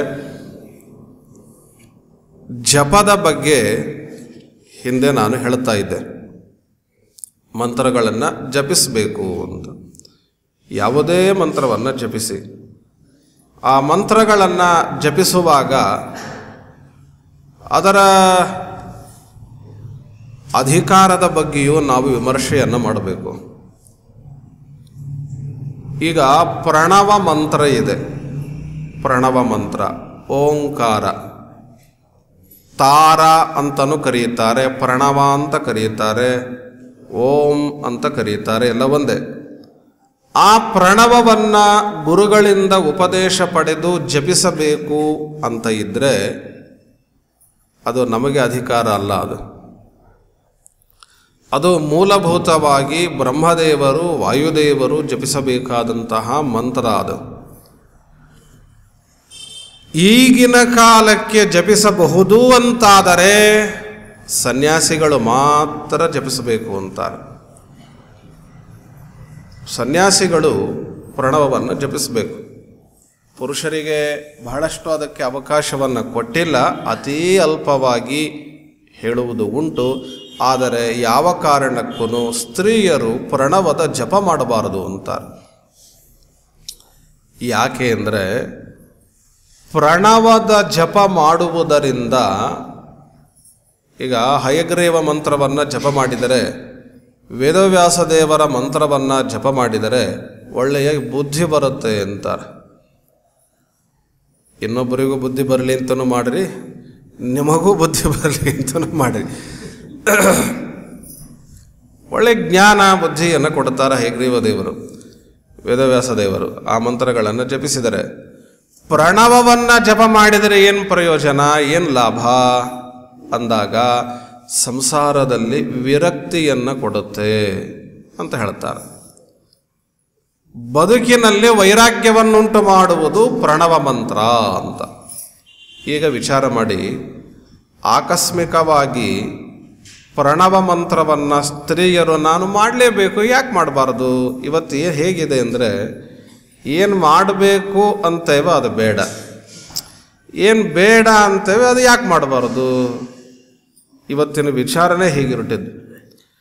ನಿಮಗೆ ಯಾವುದು ಹಿತ ಯಾವುದು ಅಹಿತ ಅಂತ ಋಷಿಮುನಿಗಳು ಸಾವಿರಾರು ವರ್ಷ ತಪಸ್ಸು ಮಾಡಿ ಕಂಡುಕೊಂಡು ನಮ್ಮ ಮುಂದೆ ಇಟ್ಬಿಟ್ಟಿದ್ದಾರೆ. ಅದನ್ನು ನೋಡಿಕೊಂಡು ಹೋದರೆ ಸಾಕು. ನಾವ್ಯಾಕೆ ಮಾಡಬಾರ್ದು ಅಂತ ಮಾಡ್ತಾ ಹೋದರೆ ನಮ್ಮನ್ನು, ಅಂದರೆ ಸ್ತ್ರೀಯರು ಆಕಸ್ಮಿಕವಾಗಿ ಪ್ರಣವದ ಜಪವನ್ನೇ ಮಾಡುವುದಾದಲ್ಲಿ ಸಂಸಾರದಿಂದ ಅದು ಅಡವೆಯ ಕಡೆಗೆ ಕರ್ಕೊಂಡು ಹೋಗ್ತದೆ. ಆದರೆ ಅದು ಸೂಕ್ತ ಅಲ್ಲ. ಆದಷ್ಟು ಸ್ತ್ರೀಯರು ಗಾರ್ಹಸ್ಥ್ಯದಲ್ಲಿ ಜೀವನವನ್ನು ಮಾಡಬೇಕಾದದ್ದು ಅವರ ಧರ್ಮ. ಅದಕ್ಕೋಸ್ಕರವಾಗಿ ಶಾಸ್ತ್ರ ಹೇಳಿತು, ನಿಮಗೆ ಇದು ಸಲ್ಲ ಅಂತ, ಪ್ರಣವದ ಜಪ ಬೇಡ ಅಂತ. ಅದಕ್ಕೆ ಯತಿಗಳು ಅವರ ಮನೆಯಲ್ಲಿರಬಾರ್ದು, ಆದಷ್ಟು ಅರಣ್ಯದಲ್ಲಿನೇ ಇರಬೇಕು, ವಿರಕ್ತರಾಗಿಯೇ ಇರಬೇಕು, ಮಠಗುಡಿಗಳಲ್ಲಿನೇ ಇರಬೇಕು ಅನ್ನುವುದಕ್ಕಾಗಿ ಪ್ರತಿನಿತ್ಯವೂ ಬಿಡದಂತೆ 3000 ಪ್ರಣವದ ಜಪ ಮಾಡಲೇಬೇಕು. ಅವರು ಕಂಪಲ್ಸರಿ ಮಾಡಬೇಕು. ಉಳಿದದ್ದೇನು ಮಾಡ್ತಿರೋ ಬಿಡ್ತಾರೋ ಅದು ಬೇರೆ. 3000 ಪ್ರಣವವನ್ನು ಜಪ ಮಾಡಲೇಬೇಕು ಯತಿಗಳು. ಅವರಿಗೆ ಸಂಸಾರವನ್ನು ಬಿಡಿಸಿ ಈ ಬದುಕು ಇದೆಯಲ್ಲ ಅದನ್ನು ಬಿಡಿಸುವುದಂತಹ ಕೆಲಸವನ್ನು ಮಾಡುವುದು ಪ್ರಣವ ಮಂತ್ರ. ಹಾಗಾಗಿ ಅವರಿಗೆ ಹೆಚ್ಚಾಗಿ ಹೇಳಿದ್ದಾರೆ. ಈ ಗಂಡಸು ಕೂಡ ಹೆಚ್ಚಾಗಿ ಪ್ರಣವದ ಜಪ ಮಾಡ್ತಾ ಕೂತ ಅಂದರೆ ಹೆಂಡ್ತಿನ ಬಿಟ್ಟು ಹೋಗಬೇಕಾದೀತು. ಅದಕ್ಕೆ ಅವರಂದರು, ನಿನಗೆ ಬೇಡಪ್ಪ, ನೀನು ರಾಮ ಕೃಷ್ಣ ಅಂದುಕೊಂಡು ಆ ಮಂತ್ರಗಳನ್ನು ಜಪಿಸಿಕೊಂಡು ಹಯಗ್ರೀವ ಮಂತ್ರ ಜಪ ಮಾಡು, ಒಳ್ಳೆ ಬುದ್ಧಿ ಬರ್ತದೆ, ಇಬ್ಬರಿಗೂ ಸಂಸಾರದಲ್ಲಿ ಬದುಕು ಮಾಡಬಹುದು ಅಂತ. ಹಾಗಾಗಿ ಹೆಚ್ಚು ಪ್ರಣವದ ಜಪವನ್ನು ಪುರುಷರಿಗೆ ಹೇಳಿಲ್ಲ, ಸ್ತ್ರೀಯರಿಗಂತೂ ಸರ್ವಥಾ ನಿಷೇಧವನ್ನೇ ಮಾಡಿದ್ದಿದೆ. ಇದಲ್ಲದೆ ಇನ್ನು ಉಳಿದ ಮಂತ್ರಗಳನ್ನು, ಕೃಷ್ಣ ಮಂತ್ರ ಇದೆಯಲ್ಲ, ಇದನ್ನು ಪ್ರತಿಯೊಬ್ಬರೂ ಜಪ ಮಾಡಬೇಕು. ಇದು ಅವರು ಇದು ಇವರು ಪ್ರಶ್ನೆ ಇಲ್ಲ. ಅಲ್ಲಿ ಸ್ತ್ರೀಯರೋ ಪುರುಷರೋ ಬ್ರಾಹ್ಮಣನೋ ಬ್ರಾಹ್ಮಣೇತರನೋ ಯಾವ ವಿಚಾರ ಇಲ್ಲ. ಪ್ರತಿಯೊಬ್ಬರೂ ಸಹ ಕೃಷ್ಣ ಮಂತ್ರವನ್ನು ಗುರುಗಳಿಂದ ಉಪದೇಶವನ್ನು ಪಡೆದು ಅವಶ್ಯವಾಗಿ ಜಪವನ್ನು ಮಾಡಬೇಕು. ಅವಶ್ಯವಾಗಿ ಮಾಡಬೇಕು. ಕೃಷ್ಣ ಮಂತ್ರದಲ್ಲಿ, ಅದರಲ್ಲಿಯೂ ಕಲಿಯುಗದಲ್ಲಿ ಕೃಷ್ಣ ಮಂತ್ರಕ್ಕೆ ಬಹಳ ಫಲವನ್ನು ಹೇಳಿದ್ದಾರೆ, ಬಹಳ ಮಹತ್ವವನ್ನು ಹೇಳಿದ್ದಾರೆ. ಹಿಂದಿನ ಯುಗಗಳಲ್ಲಿ 72 ಮಹಾಮಂತ್ರಗಳನ್ನೆಲ್ಲ ಹೇಳಿದ್ದಾರೆ. ಆ ಮಹಾಮಂತ್ರಗಳನ್ನೆಲ್ಲ ಜಪವನ್ನು ಮಾಡೋರು, ಅಷ್ಟಮಹಾಮಂತ್ರಗಳನ್ನೆಲ್ಲ ಜಪವನ್ನು ಮಾಡೋರು, ಅದಕ್ಕೆ ಬಹಳಷ್ಟು ಫಲ ಇತ್ತು. ಆದರೆ ಇವತ್ತು ಆ ಮಂತ್ರಗಳನ್ನು ಜಪ ಮಾಡಿಕೊಂಡು ಸಿದ್ಧಿ ಪಡೆಯುವ ಶಕ್ತಿ ನಮ್ಮಲ್ಲಿ ಉಳಿದಿಲ್ಲ. ಅದಕ್ಕೆ ಶಾಸ್ತ್ರ ಹೇಳಿತು, ವೇದವ್ಯಾಸ ಮಂತ್ರ, ಅದರ ನಂತರ ಕೃಷ್ಣ ಮಂತ್ರ, ಇವು 2 ಮಂತ್ರಗಳನ್ನು ವಿಶೇಷವಾಗಿ ಜಪಿಸಿ, ಅದರಲ್ಲಿನೂ ಕೃಷ್ಣ ಮಂತ್ರವನ್ನು ಜಪಿಸಿ. ನಮಗೆ ಕೃಷ್ಣ ಹತ್ತಿರದವ, ನಮಗೆ ಬಹಳ ಹತ್ತಿರದವರು ಅವರು ಕೃಷ್ಣದೇವರು. ರಾಮ ತ್ರೇತಾಯುಗದವ, ಕೃಷ್ಣ ದ್ವಾಪರ ಯುಗದ ಕೊನೆ ಅಷ್ಟೇ, ಬಹಳ ಹತ್ತಿರದವರು. ಹಾಗಾಗಿ ಕೃಷ್ಣ ಮಂತ್ರವನ್ನು ಜಪ ಮಾಡಿ ಅಂತಾರೆ. ಯಾರು ಪ್ರತಿನಿತ್ಯ ಕೃಷ್ಣ ಮಂತ್ರವನ್ನು ಜಪಿಸ್ತಾರೆ ಅವರಲ್ಲಿ ಕೃಷ್ಣ ರೂಪಿ ದೇವರು ಸನ್ನಿಹಿತನಾಗಿರುತ್ತಾನೆ ಅಂತಾರೆ. ಆದ್ದರಿಂದ ಕೃಷ್ಣ ಮಂತ್ರದ ಜಪವನ್ನು ಮಾಡಬೇಕು. ಇದಲ್ಲದೆ ಇನ್ನಿತರ ತಮಗೆ ಯಾವ ಫಲದ ಅಪೇಕ್ಷೆ ಇದೆ ಅದಕ್ಕೆ ಸಂಬಂಧಪಟ್ಟ ಭಗವದ್ ರೂಪಗಳು, ದೇವತೆಗಳು, ಅವುಗಳನ್ನು ಗುರುಗಳಿಂದ ಉಪದೇಶ ಪಡೆದು ಆಯಾ ಮಂತ್ರಗಳನ್ನು ಜಪಿಸಲಿಕ್ಕೆ ಅವಕಾಶ ಇದೆ ಅಂತ. ಉದಾಹರಣೆಗೆ, ಒಳ್ಳೆಯ ಆರೋಗ್ಯ ಬೇಕು ನನಗೆ, ಧನ್ವಂತರಿ ಮಂತ್ರವನ್ನು ಉಪದೇಶ ಪಡೀಪ, ಗುರುಗಳಿಂದ ಜಪವನ್ನು ಮಾಡು. ನೇತ್ರದ ಸಂಬಂಧಿಯಾದಂತಹ ವಿಶಿಷ್ಟವಾದ ಶಕ್ತಿಯನ್ನು ಪಡಿಬೇಕು, ಅಪೇಕ್ಷೆ ಇದೆ, ಸೂರ್ಯ ಮಂತ್ರವನ್ನು ಗುರುಗಳಿಂದ ಉಪದೇಶವನ್ನು ಪಡಿ, ಅದನ್ನು ಜಪವನ್ನು ಮಾಡು, ನೇತ್ರ ರೋಗಗಳೆಲ್ಲ ಪರಿಹಾರ ಆಗ್ತದೆ. ಹೀಗೆ ಒಂದೊಂದಕ್ಕೆ ಒಂದೊಂದು ವಿಧವಾದ ಫಲವನ್ನು ಹೇಳಿದ್ದಾರೆ. ಅದನ್ನು ವಿಶೇಷವಾಗಿ ಯಾವುದು ಬೇಕೋ ಅದನ್ನು ಮಾಡಬಹುದು. ಕೃಷ್ಣ ಮಂತ್ರವನ್ನಂತೂ ಜಪ ಮಾಡಲೇಬೇಕು.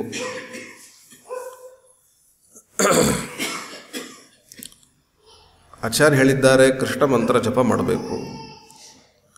ಎಷ್ಟು ದಿವಸ ನಾವು ಗಾಯತ್ರಿ ಜಪ ಮಾಡ್ತಿದ್ವಿ, ಬೇಡ, ಬಿಟ್ಬಿಡೋಣ. ಗಾಯತ್ರಿ ಜಪವನ್ನು ಬಿಟ್ಟು ಕೃಷ್ಣ ಮಂತ್ರವನ್ನು ಜಪ ಮಾಡೋಣ. ಯಾಕೆ ನಾವು ಕೃಷ್ಣ ಹತ್ತಿರದವ. ಈ ಗಾಯತ್ರಿದ ಯಾರೋ ಏನೋ ಎತ್ತೋ ನಮಗೆ ಗೊತ್ತಿಲ್ಲ. ಹಾಗಾಗಿ ಅದನ್ನು ಬಿಟ್ಟು ಹತ್ತಿರದವರಂತ ಬೇರೆ ಹೇಳಿದ್ದಾರೆ, ಕೃಷ್ಣ ಮಂತ್ರವನ್ನು ಜಪಿಸೋಣ ಅಂತ. ಅಲ್ಲ, ಗಾಯತ್ರಿ ಮಂತ್ರ ಮಾಡಲೇಬೇಕಾದ್ದು. ಉಪನೀತನಾಗಿರುವಂತಹ ವ್ಯಕ್ತಿ ಗಾಯತ್ರಿಯನ್ನು ಮಾಡಲೇಬೇಕು. ಜೊತೆಗೆ ಅದರ 3 ಪಟ್ಟು ನಾರಾಯಣ ಮಂತ್ರವನ್ನು ಜಪಿಸಲೇಬೇಕು. ಅದರ ನಂತರದಲ್ಲಿ ಕೃಷ್ಣ ಮಂತ್ರವನ್ನು ಜಪಿಸಬೇಕು. ಇದರ ಮೇಲೆ ನಿಮಗೆ ಬೇರೆ ಏನಾದರೂ ಅಪೇಕ್ಷೆ ಇದ್ದರೆ, ಅವಕಾಶ ಇದ್ದರೆ ಏನು ಬೇಕಾದ್ದು ಮಾಡಿ. ಇದರಲ್ಲಿ ಮಾತ್ರ ಒಂದು ಬಿಡುತ್ತೇನೆ, ಗಾಯತ್ರಿ ಬಿಡುತ್ತೇನೆ, ಇದನ್ನು ಮಾಡುತ್ತೇನೆ ಇಲ್ಲ. ಈ ಕೆಲವರು ಹಾಗೆ ಮಾಡುತ್ತಾರೆ. ಇದರಲ್ಲಿ ಬಿಡಿ, ಗುರುಸ್ತೋತ್ರ ಪಾರಾಯಣ ಮಾಡಬೇಕು, ರಾಯರ ಆರಾಧನೆ ಇದೆ, ತಾವೆಲ್ಲ ಬರಬೇಕು ಅಂತ ಹೇಳಿ 108 ಬಾರಿ ಪಾರಾಯಣ ಮಾಡಬೇಕಲ್ಲ ಅಂತ ಆಹ್ವಾನ ಕೊಟ್ಟಿರ್ತಾರೆ. ಎಲ್ಲರೂ ಸರಿಯಾಗಿ 7 ಗಂಟೆಗೆ ಬರುತ್ತಾರೆ. ಅವರಿಗೆ ಇರೋದು 1 ಗಂಟೆಯ ಸಮಯ. ನೋಡಿ, ನನಗೆ ದೇವರಿಗಾಗಿ ಕೊಡಬಹುದಾದದ್ದು 1 ಗಂಟೆ, ಅವನು ನಮಗೆ 24 ಗಂಟೆ ಕೊಟ್ಟಿದ್ದಾನೆ, ಆದರೆ ನಾವು ಅವನಿಗೆ ಕೊಡೋದು 1 ಗಂಟೆ. ಆ 1 ಗಂಟೆಯ ಅವಧಿಯನ್ನು ನಾವು ದೇವರಿಗೆ ಕೊಡ್ತೇವೆ. ದಿನ ಏನು ಮಾಡ್ತಾ ಇದ್ವಿ? 10 ನಿಮಿಷ ಸಂಧ್ಯಾವಂದನೆ ಮಾಡ್ತಾ ಇದ್ವಿ, 10 ನಿಮಿಷ ಸಾಲಿಗ್ರಾಮ ಸ್ಪರ್ಶ ಮಾಡ್ತಾ ಇದ್ವಿ, ಇನ್ನೊಂದು 10 ನಿಮಿಷ ಮಂತ್ರ ಜಪ ಪಾರಾಯಣ ಮಾಡ್ತಾ ಇದ್ವಿ. ಇವತ್ತು ಗುರುಸ್ತೋತ್ರ ಪಾರಾಯಣ ಮಾಡಬೇಕು, ಅದಕ್ಕೆ ಕರೆದಿದ್ದೀರಿ. ನಮಗಿರೋದು 1 ಗಂಟೆ. ಹಾಗಾದರೆ ಇವತ್ತೇನು ಮಾಡೋಣ? ಆ ಸಂಧ್ಯಾ ಸಾಲಿಗ್ರಾಮ ಸ್ಪರ್ಶ ಉಳಿದದ್ದೇನಿದೆ ಅದನ್ನು ಬಿಟ್ಬಿಡೋಣ, ಇವತ್ತು ಗುರುಸ್ತೋತ್ರವನ್ನಷ್ಟೇ ಪಾರಾಯಣ ಮಾಡೋಣ ಅಂತ ಹೀಗೆ ಮಾಡುತ್ತಾರೆ. ಅನೇಕರು ಮಾಡುತ್ತಾರೆ. ತಪ್ಪು. ಗುರುಸ್ತೋತ್ರ ಪಾರಾಯಣ ಮಾಡುವುದು ತಪ್ಪು ಅಂತ ನಾವು ಹೇಳಿಕೊಟ್ಟಿಲ್ಲ. ಯಾವುದು ನಿತ್ಯ ಕರ್ಮವೋ ಅಂತ ನಮಗೆ ಹೇಳಿದ್ದಾರೆ, ಮಾಡಲೇಬೇಕು ಅಂತ, ಅದನ್ನು ಮಾಡಲೇಬೇಕು. ಶ್ರಾದ್ದ ಮಾಡಲಿಕ್ಕೆ ಬಂದಿರ್ತಾರೆ ಅನೇಕ ಕಡೆಗಳಲ್ಲಿ, ಮಠಗುಡಿಗಳಲ್ಲಿ ಸಂಧ್ಯಾವಂದನೆಯೇ ಮಾಡುವುದಿಲ್ಲ. ಒಂದೇ ಸಾರಿಗೆ ಸ್ನಾನ ಮಾಡುವುದು, ಗೋಪಿಚಂದನ ಹಚ್ಚಿಕೋ ಅಂತವರು ಹೇಳಿದರೆ ಹಚ್ಚಿಕೊಂಡು ಶ್ರಾದ್ದವೇ ಆರಂಭ. ಸಂಧ್ಯಾವಂದನೆ ಮಾಡುವುದಿಲ್ಲ. ಅದು ನಿತ್ಯ ಕರ್ಮ, ಅದನ್ನು ಮಾಡಲೇಬೇಕು. ಅವುಗಳನ್ನು ಮಾಡಿ ನಂತರ ಉಳಿದದ್ದನ್ನು ಮಾಡುವಂಥದ್ದು. ಹಾಗೆ ಜಪಗಳನ್ನು ಮಾಡುವಾಗಲೂ ಕೂಡ ಏನು ರಾಮ ಮಂತ್ರದ ಮೇಲೆ ನನಗೆ ಬಹಳ ಪ್ರೀತಿ ಇದೆ, ಗಾಯತ್ರಿ ಬಿಟ್ಟುಬಿಡುತ್ತೇನೆ ಅಲ್ಲಿಗಿಲ್ಲ. ಅದನ್ನು ಮಾಡಿ ಉಳಿದದ್ದನ್ನು ಖಂಡಿತ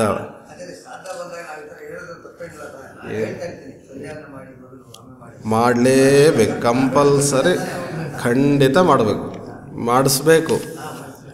ನಿಮಗೂ ಪುಣ್ಯ ಬರುತ್ತೆ, ಅವರಿಗೂ ಬರುತ್ತೆ.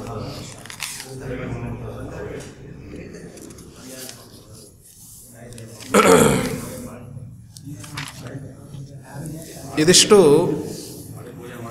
ಮಂತ್ರಗಳ ಬಗ್ಗೆ, ಜಪಗಳ ಬಗ್ಗೆ, ಗುರುಗಳಿಂದ ಪಡೆಯಬೇಕಾದ ಉಪದೇಶದ ಬಗ್ಗೆ ಹೇಳಿಕೊಂಡು, ಇನ್ನು ಅದಕ್ಕೆ ಇದನ್ನೆಲ್ಲ ಸೇರಿಸಿ ಒಂದು ಮಾತು ಹೇಳುತ್ತಾರೆ. ಯಾರು ಹೀಗೆ ಆಂತರ ದೀಕ್ಷೆ ಮತ್ತು ಬಾಹ್ಯ ದೀಕ್ಷೆಗಳನ್ನು ಪಡೆದಿದ್ದಾರೆ, ಅವನು ಒಬ್ಬ ದೇವರ ಪ್ರತಿಮೆಯೇ ಆಗಿರುತ್ತಾನೆ ಅಂತ ನಿನ್ನೆ ಮಾತು ಹೇಳಿದ್ದೆ. ಇದಿಷ್ಟು ಮಾಡಿದಾಗ ವಿಶೇಷವಾಗಿ ದೇವರ ಸನ್ನಿಧಾನ ಅದರಲ್ಲಿರುತ್ತೆ. ಈ ಮಠಗುಡಿಗಳಲ್ಲಿ ಪ್ರತಿಷ್ಠೆ ಮಾಡಿದ ದೇವರು ಅಂದ್ರೆ ಮತ್ತಿನ್ನೇನಂತೀವಿ ನಾವು? ಅದೊಂದು ಶಿಲಾ, ಅದರಲ್ಲಿ ದೇವತೆಗಳನ್ನು ಆವಾಹನೆ ಮಾಡಿಟ್ಟಿರ್ತೇವೆ. ಅದರಂತೆಯೇ ಅದು ಒಂದು ಕಡೆ ಇರೋದದು. ಒಬ್ಬ ವಿಷ್ಣು ಭಕ್ತನಾದವ ನಿತ್ಯ ಸದಾಚಾರಿಯಾಗಿದ್ದು ದೀಕ್ಷೆಯನ್ನು ಪಡೆದಿದ್ದು ಮಂತ್ರಗಳನ್ನು ಜಪಿಸಿಕೊಂಡು ಇದ್ದ ಅಂದರೆ ಒಳಗೆ ದೇವರು ವಿಶಿಷ್ಟ ಸನ್ನಿಹಿತನಾಗಿರುತ್ತಾನೆ. ಈ ದೇವರು ಒಳಗಿದ್ದುಕೊಂಡು ನಡೆದಾಡುತ್ತಾನೆ. ಇವನು ಅಲ್ಲಿ ಒಂದೇ ಕಡೆ ಕೂತಿರ್ತಾನೆ ಅಂದರೆ ಅವನು ದುರ್ಬಲ, ಇವನು ಪ್ರಬಲ ಅಂತ ಹೇಳಿ ಹೊರಟಿಲ್ಲ. ಇಲ್ಲಿ ನಡೆದಾಡುವ ಶಕ್ತಿಯನ್ನು ಚೈತನ್ಯಕ್ಕೆ ಕೊಟ್ಟು ಸಂಚಾರವನ್ನು ಮಾಡಿಕೊಂಡು ಬರುತ್ತಾನೆ ದೇವರು. ದೇವರ ಪ್ರತಿಮೆಯವನು ಅಂತ ತಿಳಿಯಿರಿ ಅಂತಾರೆ. ಒಬ್ಬ ಭಗವದ್ಭಕ್ತ ದಾರಿಯಲ್ಲಿ ಹೋಗ್ತಾನೆ ಅಂದರೆ ದೇವರ ಸನ್ನಿಧಾನಕ್ಕೆ ಒಳಗಾಗಿ ಇರುವ ವ್ಯಕ್ತಿ ಹೋಗ್ತಾ ಇದ್ದಾನೆ. ಒಂದು ಬಾರಿ ಕೈ ಮುಗಿದು ಬಿಡ್ರಿ ಅವನಿಗೆ ಅಂತಾರೆ. ವಿಷ್ಣು ಭಕ್ತನನ್ನು ಕಂಡರೆ ಕೈ ಮುಗಿರಿ ಅಂತಾರೆ. ಎಷ್ಟೆಷ್ಟು ಪ್ರಕಾರದ ಪ್ರತಿಮೆಗಳಿವೆ, ಯಾವ ಯಾವ ಪ್ರತಿಮೆಗಳಲ್ಲಿ ನಾವು ಪೂಜೆ ಮಾಡಬೇಕು ಅಂತ. ಪ್ರತಿಮೆಯೇ ದೇವರಲ್ಲ, ಅದೊಂದು ಮಾಧ್ಯಮ. ಆ ಪ್ರತಿಮೆಗಳು ಮಾಧ್ಯಮವಾಗಿ ಇರುವಂತಹ ಪ್ರತಿಮೆಗಳು ಎಷ್ಟು ಪ್ರಕಾರ ಅದನ್ನು ನಮಗೆ ತಿಳಿಸಿ ಅಂತ. ಚಲಾಚಲ ವಿಭೇದೇನ ಪ್ರತಿಮಾ ದ್ವಿತೀಯಂ ಮಮ ಚಲಾತೋ ವೈಷ್ಣವೋ ವಿಪ್ರಹ ದ್ವಿಧಾತು ಅಚಲ ಮತ. ಚಲ ಪ್ರತಿಮೆಗಳು, ಅಚಲ ಪ್ರತಿಮೆಗಳು ಅಂತ 2 ಪ್ರಕಾರ. ನಾವು ಪೂಜಿಸಬಹುದಾದ ಬೇಕಾದ ಪ್ರತಿಮೆಗಳು 2 ಪ್ರಕಾರ, ಚಲ ಅಚಲ ಅಂತ. ಇದರಲ್ಲಿ ಚಲಾತು ವೈಷ್ಣವ, ಭಗವದ್ಭಕ್ತನಾಗಿರುವಂತಹ ವ್ಯಕ್ತಿ, ಹಿಂದೆ ಹೇಳಿದ ಲಕ್ಷಣಗಳಿಂದ ಕೂಡಿದ ವ್ಯಕ್ತಿ ಏನಿದ್ದಾನೆ ಇವನು ಚಲ ಪ್ರತಿಮೆ ಅಂತ ಕರೆಸಿಕೊಳ್ತಾನೆ. ಇನ್ನು ಅಚಲ ಪ್ರತಿಮೆ ಒಂದೇ ಕಡೆ ಇರುವಂಥದ್ದು, ಇದರಲ್ಲಿ 2 ಪ್ರಕಾರ ಅಂತ. ದ್ವಿವಿಧಾತು ಅಚಲಾಮತ, ಅದರಲ್ಲಿ 2 ವಿಧ. ಹೇಗೆ? ಸಹಜ ಆಹಿತ ಭೇದೇನ, ಸಹಜ ಪ್ರತಿಮೆಗಳು, ಆಹಿತ ಪ್ರತಿಮೆಗಳು ಅಂತ. ಇದರ ಬಗ್ಗೆ ಹರಿಕಥಾಮೃತ ಸಾರದಲ್ಲಿನೂ ಕೂಡ ಕೆಲವು ಮಾಹಿತಿಯನ್ನು ಜಗನ್ನಾಥದಾಸರು ಕೊಟ್ಟಿದ್ದಾರೆ. ಸಹಜ ಆಹಿತ ಅಂತ. ಇದರಲ್ಲಿ ಸಹಜ ತ್ರಿವಿಧ ಸ್ಮೃತ, ಸಹಜ ಅಚಲ ಪ್ರತಿಮೆಗಳಲ್ಲಿ 3 ಪ್ರಕಾರ ಇದೆ ಅಂತಾರೆ. ಹೇಗೆ? ತೀರ್ಥ ಕ್ಷೇತ್ರ ಶಿಲಾಭೇದಾತ್. ನದಿಗಳು, ಗಂಗಾದಿ ನದಿಗಳು, ಮತ್ತು ತೀರ್ಥ ಆಯಿತು, ಕ್ಷೇತ್ರಗಳು, ಬದರಿ ಮೊದಲಾಗಿರುವ ಕ್ಷೇತ್ರಗಳು, ಶಿಲಾ ನಾವು ಆವಾಹನೆಯನ್ನು ಮಾಡಿಟ್ಟುಕೊಂಡು ಪೂಜೆ ಮಾಡುವಂತಹ ಪ್ರತಿಮೆಗಳು. ಇವುಗಳು ಆಹಿತ ಪ್ರತಿಮೆಗಳು. ಅಂದರೆ ಆವಾಹನೆಯನ್ನು ಇಲ್ಲ, ತೀರ್ಥಕ್ಷೇತ್ರ ಶಿಲಾ, ಇಲ್ಲಿ ಈ ಶಿಲೆಯಲ್ಲ, ಸಾಲಿಗ್ರಾಮ ಶಿಲವನ್ನು ತಗೊಳ್ರಿ. ಇದು ಸಹಜ ಪ್ರತಿಮೆಗಳು ಅಂತ ಕರೆಯುತ್ತಾರೆ. ಇವುಗಳು ಸಹಜ ಪ್ರತಿಮೆಗಳು ಅಂತ ಯಾಕೆ ಕರೆದರು? ಆ ತೀರ್ಥಗಳಿಗೆ ಹೋದಾಗ ನಾವಲ್ಲೇ ಗಂಗೆ ಆವಾಹನ ಮಾಡೋದಿಲ್ಲ. ಅಲ್ಲಿ ಗಂಗಾ ಸನ್ನಿಧಾನ ಇದ್ದೇ ಇರುತ್ತದೆ, ತೀರ್ಥಗಳಲ್ಲಿ ಇದ್ದೇ ಇರುತ್ತದೆ, ಕ್ಷೇತ್ರಗಳಲ್ಲಿ ಆಯಾ ದೇವರು ಇದ್ದೇ ಇರ್ತಾನೆ. ಸಾಲಿಗ್ರಾಮದಲ್ಲಿ ಸ್ವಯಂ ತಾನೇ ಅಭಿವ್ಯಕ್ತನಾಗಿ ಇರುತ್ತಾನೆ. ನಾವು ಆವಾಹನ ವಿಸರ್ಜನೆ ಮಾಡುವಂಥ ಅವಶ್ಯಕತೆ ಇಲ್ಲ ಅಲ್ಲಿ. ಹಾಗಾಗಿ ಇವುಗಳನ್ನು ಸಹಜ ಅಚಲ ಪ್ರತಿಮೆಗಳು ಅನ್ನುವುದಾಗಿ ಕರೀತಾರೆ.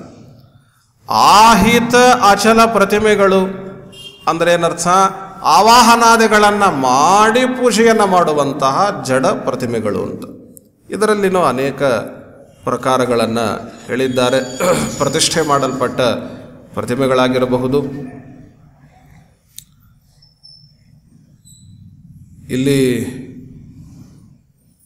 ಸಾಲಿಗ್ರಾಮ ಶಿಲಾಯಾಂತು ಪೂಜನಂ ಸರ್ವಸಮ್ಮತಂ. ಸಾಲಿಗ್ರಾಮ ಶಿಲೆಯನ್ನು ಇಟ್ಟುಕೊಂಡು ವಿಶೇಷವಾಗಿ ನಾವು ಪೂಜೆಯನ್ನು ಮಾಡಬೇಕು. ಬಹಳ ಪುಣ್ಯ ಇದೆ. ಇಂದ್ರಾದಿ ದೇವತೆಗಳು ಕಾದು ನಿಂತಿರ್ತಾರೆ.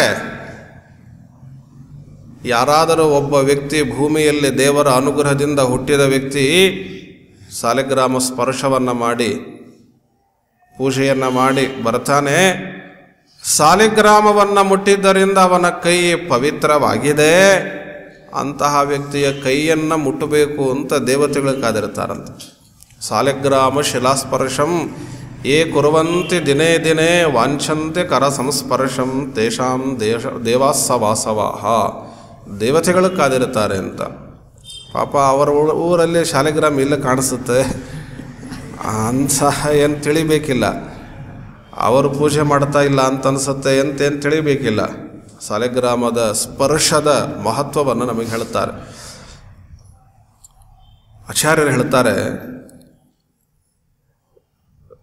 ಗಂಗಾದಿ ಬ್ರಹ್ಮಾಂಡದಲ್ಲಿ ಇರುವ ಎಷ್ಟು ತೀರ್ಥಗಳಿವೆಯೋ ಎಲ್ಲ ತೀರ್ಥಗಳಲ್ಲಿ ಸ್ನಾನ ಮಾಡಿ ಬನ್ನಿರಿ. ಎಷ್ಟು ಪುಣ್ಯ ಬರಬಹುದು? ಅದಿಷ್ಟು ಪುಣ್ಯವನ್ನು ನಿಮಗೆ ಸಾಧ್ಯ ಆದರೆ ಒಂದು ಕಡೆ ಪಕ್ಕದಲ್ಲಿ ಇಟ್ಟಿರಿ. ಎಷ್ಟು ಪುಣ್ಯವನ್ನು ತಗೊಂಡು ಸಾಲಿಗ್ರಾಮಕ್ಕೆ ಅಭಿಷೇಕ ಮಾಡಿದಂತಹ ನೀರನ್ನು ಒಂದು ಸಾರಿ ತೀರ್ಥರೂಪೇಣ ತಗೊಳ್ಳಿ. ಅದರಿಂದ ಬರುವಂತಹ ಪುಣ್ಯವನ್ನು ಒಂದು ಕಡೆ ಇಡಿ.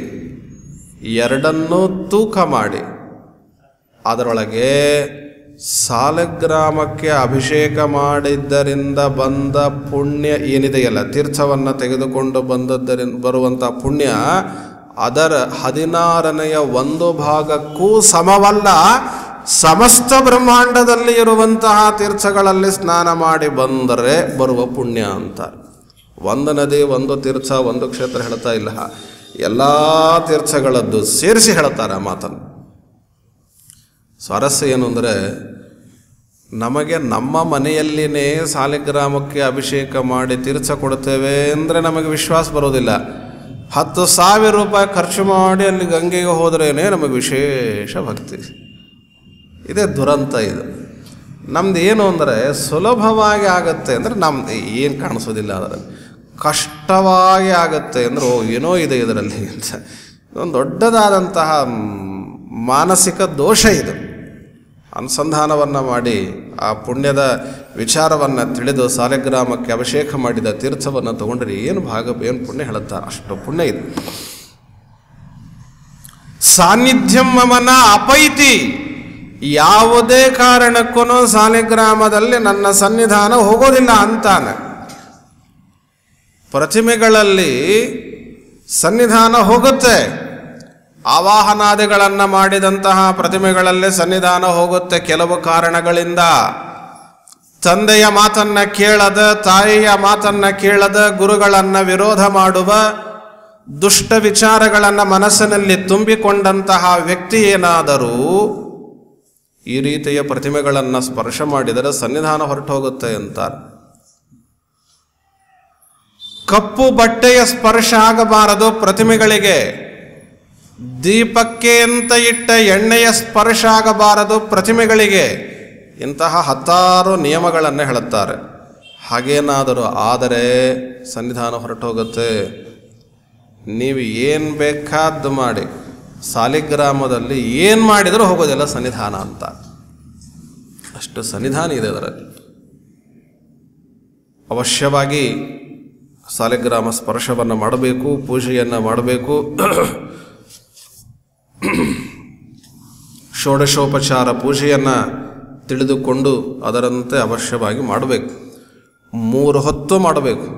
5 ಹೊತ್ತು ಹೇಳ್ತಾ ಇದ್ದರು, 3 ಹೊತ್ತು ಆಯಿತು, 2 ಹೊತ್ತಾಯಿತು, 1 ಹೊತ್ತಿಗೆ ಬಂದಿದೆ. ನಮ್ಮ ಕಾಲಕ್ಕೆ ಶನಿವಾರ ಭಾನುವಾರ ಅಂತಾಗಿದೆ. ಇನ್ನು ಮುಂದಿನ ದಿವಸಗಳಲ್ಲಿ ಅಮಾವಾಸ್ಯೆ ಹುಣ್ಣಿಮೆ ಎಂತಾದರೂ ಆಗಬಹುದು. ಅದೇನಾಗುತ್ತೋ ಗೊತ್ತಿಲ್ಲ. 5 ಹೊತ್ತು ಮಾಡುವ ಪದ್ಧತಿ ಇತ್ತು. ಪಂಚಾಯತನ ಪೂಜೆ ಅಂತಾರೆ.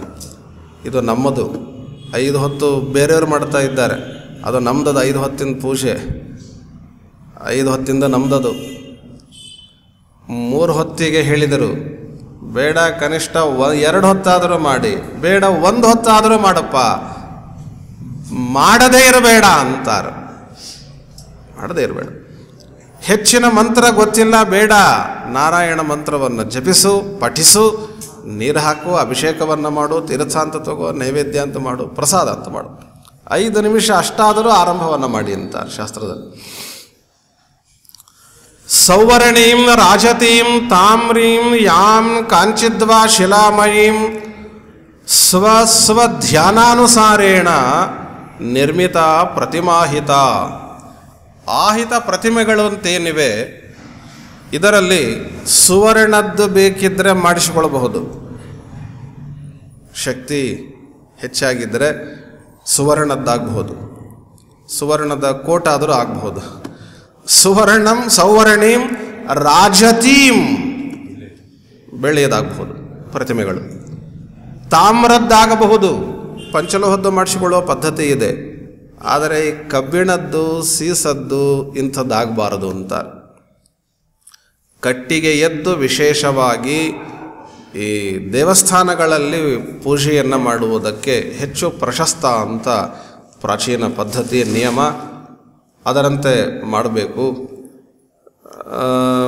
ಹಿಂದಿನಿಂದ ಮಾಡಿಕೊಂಡವರಿದ್ದರೆ ಮಾಡಿರಿ, ನಾನು ಬೇಡ ಅನ್ನೋದಿಲ್ಲ. ಆದರೆ ಹೊಸದಾಗಿ ಕಟ್ಟಿಗೆಯ ಪ್ರತಿಮೆಯನ್ನು ತಂದು ನಾನು ಹೊಸದಾಗಿ ಆರಂಭ ಮಾಡುತ್ತೇನೆ ಅಂತ ಬೇಡ.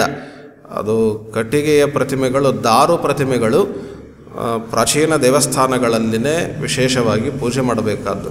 ಪುರಿ ಜಗನ್ನಾಥದಲ್ಲಿ ನಾವು ಕಾಣುವ ಆ ದೇವರು ದಾರು ಪ್ರತಿಮಾ, ಅದು ಕಟ್ಟಿಗೆಯ ಪ್ರತಿಮೆಗಳು.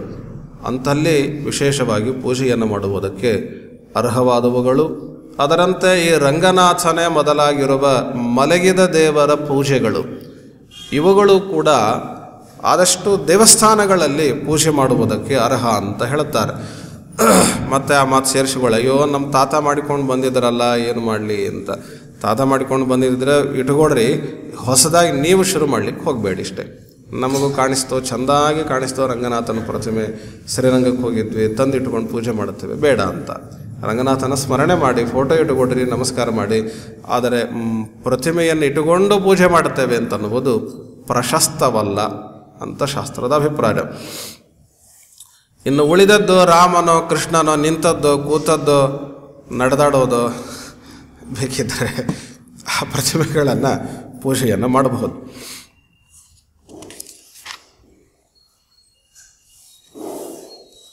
ಲೋಹ ಸೀಸಕ ರಂಗಾಣ ಮೂರ್ತಿ ನೈವಾರ ಕೋಟಕೆ ಕರ್ತವ್ಯ ಸಿದ್ಧಿದಾನೇವ ಪೂಜಕಾನಂ ಭವೇದ್ಧಿಸ. ಗುರುಮಂತ್ರವನ್ನು ಹೇಳಿದ್ದಾರೆ. ಗುರುಗಳಿಂದ ಉಪದೇಶವನ್ನು ಪಡೆದು ಜಪಗಳನ್ನು ಮಾಡಬೇಕು ಅಂತ ಹೇಳಿದೆ. ಆ ಗುರುಗಳಿಂದ ಉಪದೇಶವನ್ನು ಪಡೆದು ಮಂತ್ರಗಳನ್ನು ಜಪಿಸಬೇಕು. ಉಪದೇಶವನ್ನು ಪಡೆದ ಮೇಲೆ ಬಿಡಬಾರದು, ಮತ್ತೆ ನಿತ್ಯ ಜಪಿಸಬೇಕು. 10 ಜನ ಉಪದೇಶ ಪಡೆಯೋರನ್ನು ನೋಡ್ತಾ ಇರ್ತೀವಿ. ಅವರನ್ನು ನೋಡಿ ನಮಗೂ ಏನೋ ಒಂದು ಸ್ಫೂರ್ತಿ ಬಂದ್ಬಿಡತ್ತೆ, ನಾನು ಮಾಡೇ ಬಿಡಬೇಕು ಅಂತ ಉಪದೇಶ ಪಡಿಬೇಕು. ಹೋಗಿ ಗುರುಗಳ ಮುಂದೆ ನಿಂತುಕೊಂಡು ಉಪದೇಶ ಪಡೆದ್ವಿ, ಮರುದಿವಸನೇ ಜಪ ಮಾಡಲಿಲ್ಲ. ಹಾಗಾಗಬಾರದು. ಉಪದೇಶ ಪಡೆದ ಮೇಲೆ ಜಪಿಸಲೇಬೇಕು, ನಿಯಮೇನ ಮಾಡಬೇಕು. ಇಷ್ಟು ಹೇಳಿಕೊಂಡು ದೀಕ್ಷೆಯ ಬಗ್ಗೆ ಹೇಳುವ ವಿಚಾರಗಳನ್ನೆಲ್ಲ ಹೇಳಿ ಆದ ಮೇಲೆ ಬ್ರಹ್ಮದೇವರದ್ದು ಒಂದು ಬಹಳ ಸುಂದರವಾದ ಪ್ರಶ್ನೆ ಇದೆ. ಸೃಷ್ಟಿ ವೈಚಿತ್ರ್ಯ ಹೇತುರ್ಯದ್ ಜೀವಾನಾಂ ಯದ್ ಅನಾದಿತಃ ಕರ್ಮ ಯಸ್ತಸ್ಯ ಕಥಂ ಭೇದಾಃ ವಿಸ್ತರಾತ್ ತದ್ವದಸ್ವಮೇ. ಸೃಷ್ಟಿಯ ವೈಚಿತ್ರ್ಯಕ್ಕೆ ಕಾರಣವಾಗಿರುವಂಥದ್ದು ಕರ್ಮಗಳು. ಸೃಷ್ಟಿಯ ವೈಚಿತ್ರ್ಯಕ್ಕೆ ಕಾರಣವಾದದ್ದು ಕರ್ಮಗಳು ಅಂತ. ಒಬ್ಬ ದಡ್ಡ, ಒಬ್ಬ ಜಾಣ, ಒಬ್ಬ ಸಿರಿವಂತ, ಇನ್ನೊಬ್ಬ ದರಿದ್ರ, ಒಬ್ಬ ಮತ್ತೊಂದು ಮುಗುದೊಂದು, ಆರೋಗ್ಯವಂತ, ಅನಾರೋಗ್ಯವಂತ, ಏನು ಬೇಕಾದಷ್ಟು ವ್ಯತ್ಯಾಸಗಳನ್ನು ಕಾಣುತ್ತೇವೆ. ಜೀವರಲ್ಲಿ ಈ ರೀತಿಯ ವೈಚಿತ್ರ್ಯಕ್ಕೆ ಕಾರಣವಾದದ್ದು ಕರ್ಮಗಳು. ಮುಂದೊಂದು ಬಹಳ ಸ್ವಾರಸ್ಯದ ಪ್ರಶ್ನೆ ಕೇಳುತ್ತಾರೆ. ಅದೆಲ್ಲ ಸರಿ, ಜೀವರಲ್ಲಿ ವೈಚಿತ್ರ್ಯಕ್ಕೆ ಕಾರಣ ಕರ್ಮಗಳು ಅಂತಾಯಿತು, ಜಡದಲ್ಲಿ ವೈಚಿತ್ರ್ಯ ಯಾಕೆ? ಅವೇನು ಕರ್ಮ ಮಾಡಿದ್ವು ಅಲ್ವಾ? ಈಗ ನಾನು ದಡ್ಡನಾಗಲಿಕ್ಕೆ ನಾನು ಹಿಂದೆ ಮಾಡಿದ ಪಾಪಕರ್ಮ ಕಾರಣ, ನಾನು ಬುದ್ಧಿವಂತನಾಗಲಿಕ್ಕೆ ನಾನು ಹಿಂದೆ ಮಾಡಿದ ಪುಣ್ಯಕರ್ಮ ಕಾರಣ. ಬೇವಿನ ಬೀಜ ಕಹಿ ಆಗಲಿಕ್ಕೆ ಏನು ಕಾರಣ ರೀ? ಮಾವಿನ ಹಣ್ಣು ಸಿಹಿ ಆಗಲಿಕ್ಕೆ ಏನು ಕಾರಣ? ಅದೇನು ಪಾಪ ಮಾಡಿದೆ ಅಥವಾ ಅದೇನು ಪುಣ್ಯ ಮಾಡಿದೆ? ಅಲ್ಲಿ ಒಳಗೊಂದು ಜೀವ ಇದೆ, ಅದನ್ನು ಬಿಟ್ಟುಬಿಡಿ, ಅದನ್ನು ಹೇಳ್ತಾ ಇಲ್ಲ. ವಸ್ತುಗಳ ಬಗ್ಗೆ, ಜಡ ವಸ್ತುಗಳಲ್ಲಿ ವೈಚಿತ್ರ್ಯ ಇದೆಯಲ್ಲ, ಅದಕ್ಕೇನು ಕಾರಣ ಅಂತ. ಅದಕ್ಕೆ ಶಾಸ್ತ್ರ ಹೇಳುತ್ತದೆ, ದೇವರಂತಾನೆ ಅದಕ್ಕೂ ಕೂಡ ಜೀವನ ಕರ್ಮವೇ ಕಾರಣ ಅಂತಾರೆ. ಅದಕ್ಕೂ ಜೀವನ ಕರ್ಮವೇ ಕಾರಣವಾದದ್ದು. ಅದು ಹೇಗೆ ಅಂದರೆ, ಇವತ್ತು ಏಕಾದಶಿ ಬೇಡ, ನಾಳೆ ದ್ವಾದಶಿ ಇದೆ. ಒಳ್ಳೆ 10 ಕಡೆಗಳಲ್ಲಿ ನಮ್ಮ ಮನೇಲಿ ಒಂದು ಕಾರ್ಯಕ್ರಮ ಇದೆ ಅಂತ ಇಟ್ಕೊಳ್ಳಿ, ಒಂದು ಉಪನಯನ ಇದೆ. ಅದಕ್ಕಾಗಿ ಒಬ್ಬ ಅಡಿಗೆಯವರಿಗೆ ಹೇಳಬೇಕಿದೆ. ಅಡಿಗೆಯವರಿಗೆ ಹೇಳುವಾಗ 10 ಕಡೆ ನೋಡುತ್ತೇವೆ, 10 ಕಡೆಗೆ ಚೆನ್ನಾಗಿ ಮಾಡಿದ್ದಾನೆ ಅಂತ ಗೊತ್ತಾದ ಮೇಲೆ ಅವನಿಗೆ ಕರೆದು ಹೇಳುತ್ತೇವೆ, ಅವನನ್ನು ಕರೆದು ಮಾಡಿಸ್ತೇವೆ. 10 ಕಡೆಗೆ ಚೆನ್ನಾಗಿ ಅಡಿಗೆ ಮಾಡಿದ, ಶುದ್ಧವಾಗಿ ಮಾಡಿದ ವ್ಯಕ್ತಿಯನ್ನೇ ಕರೆದು ಇವತ್ತು ನಾವು ಮಾಡಿಸಿದೆವು. ಊಟಕ್ಕೆ ಕೂತಿದ್ದೇವೆ, ಆದರೆ ಹಿಂದಿನ ರುಚಿ ಇವತ್ತು ಇಲ್ಲ, ವಸ್ತುವಿನಲ್ಲಿ ಅದು ಬರಲಿಲ್ಲ, ಅಥವಾ ಇನ್ನೂ ಹೆಚ್ಚಾದ ರುಚಿಯೇ ಬಂತು.